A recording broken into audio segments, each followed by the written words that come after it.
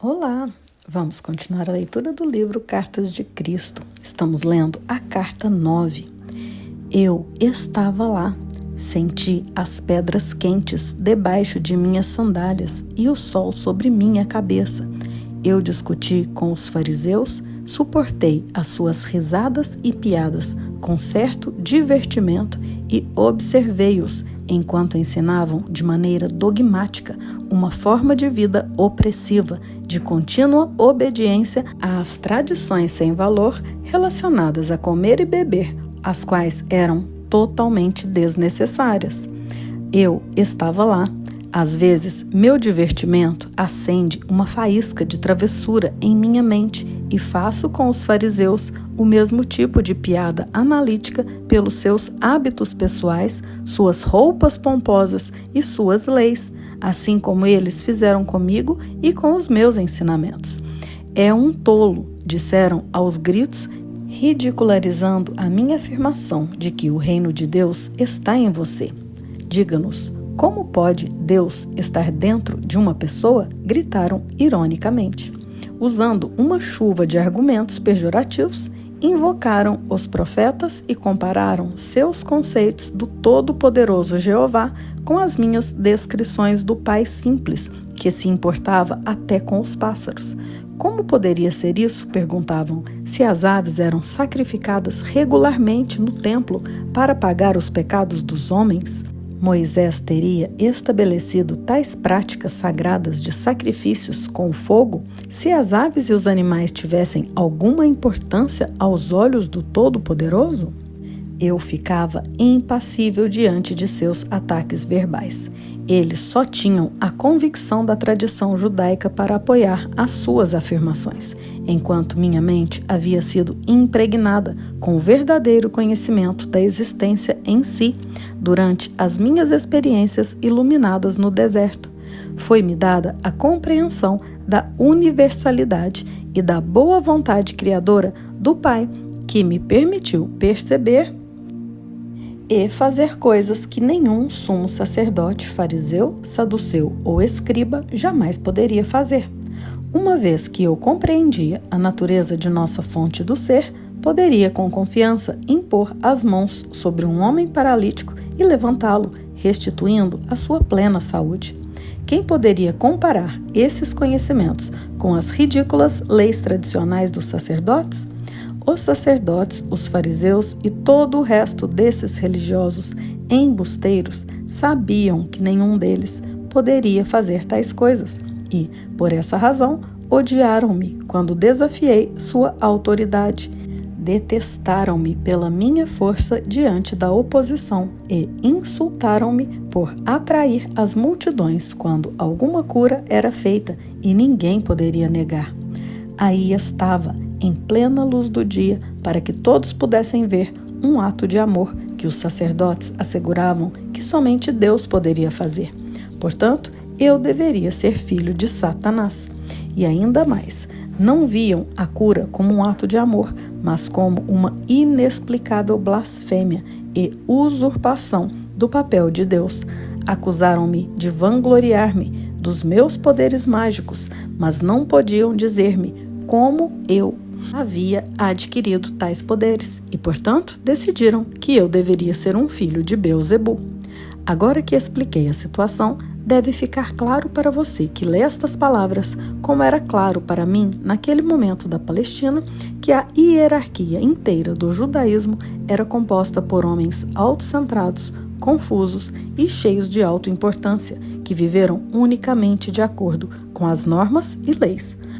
Quando desafiados a usar suas mentes e seus cérebros, não puderam lidar com isso e caíram em espasmos emocionais de virulenta indignação.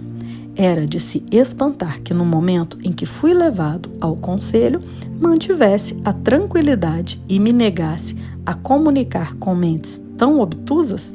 Sim, realmente estive ali na Palestina há 2000 anos. Vivi entre os homens e mulheres simples que haviam sido ensinados a temer Jeová de uma maneira muito real e que estavam obcecados com o pagamento dos sacrifícios na fogueira para afastarem o castigo imposto pelos seus pecados. Eu fui criado e doutrinado no medo de Jeová, mas havia nascido para despertar os judeus do seu longo sono de mitos e falácias, para livrá-los de sua opressiva história de guerras e derramamento de sangue, de disputas e discussões, da exigência de uma cabeça pela perda de um olho, do esconder e varrer para baixo do tapete os pecados que não tinham importância se não fossem descobertos. E se fossem descobertos, então todo o peso da lei mosaica cairia sobre a cabeça do pecador, sem compaixão ou misericórdia, nem sequer um pensamento hesitante sobre as verdadeiras circunstâncias que envolviam a transgressão. Como eu havia nascido com a missão de abrir as mentes e os corações dos judeus à realidade que deu a eles a vida e o ser, desde pequeno rejeitei os ensinamentos judaicos. Algo profundo e secreto do meu instinto espiritual rebelava-se contra a antiquíssima intenção judaica de deixar que o outro, ser vivo, carregasse a responsabilidade e pagasse o preço pela sua própria teimosia e pecado.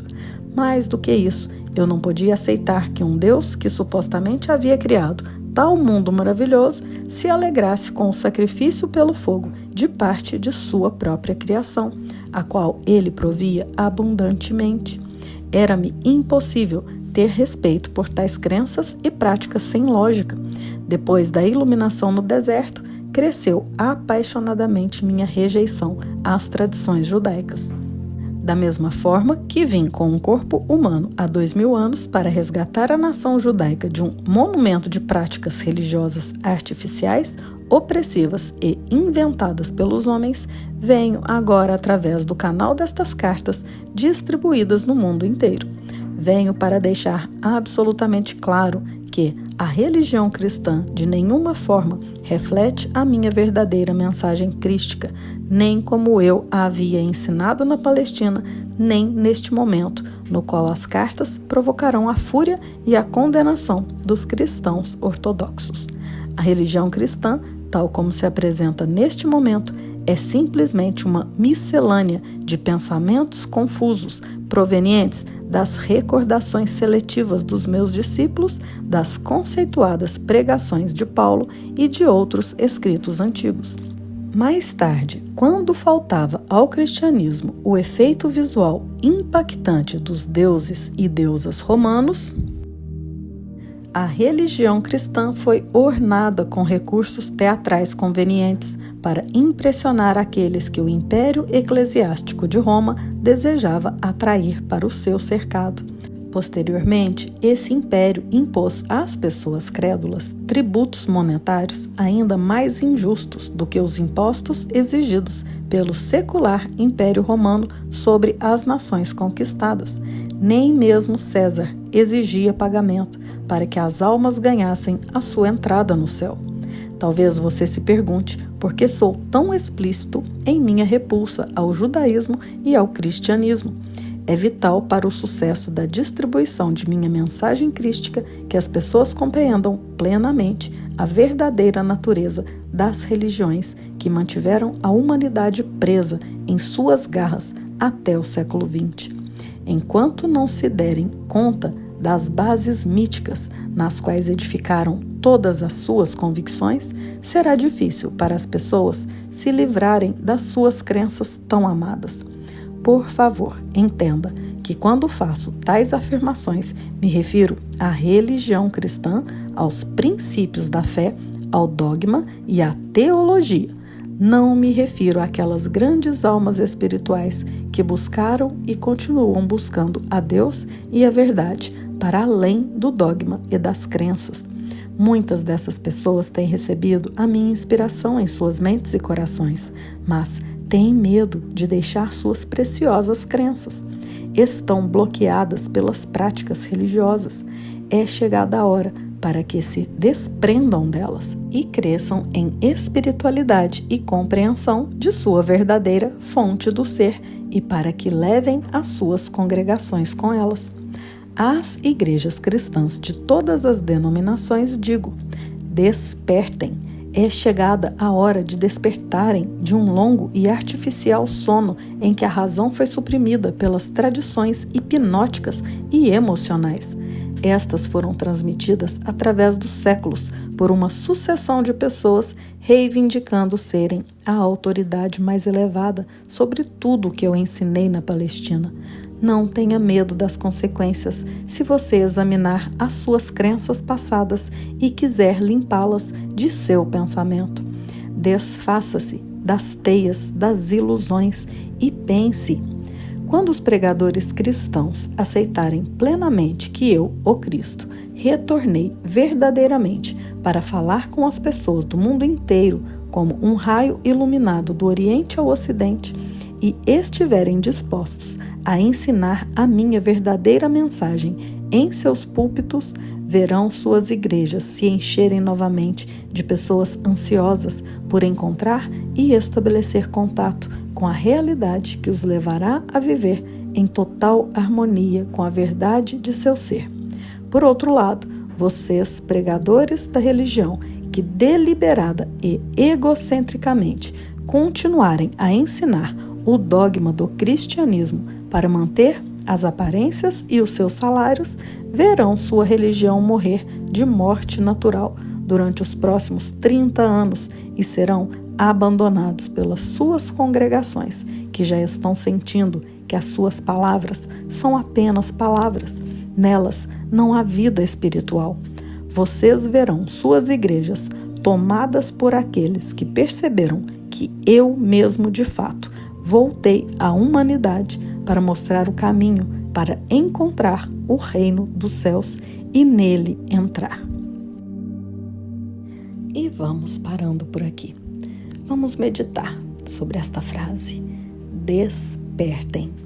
É hora de despertarmos e tirarmos de nós todas as crenças hipnóticas e emocionais. E não tenha medo das consequências se você examinar as suas crenças passadas e quiser limpá-las de seu pensamento. O medo é inimigo. Não tenha medo de limpar suas crenças. Seja livre de todas as crenças passadas. Faça a experiência. Não acredite em nada que te digam, mas faça a sua própria experiência. E logo estaremos juntos para continuarmos a leitura desta carta.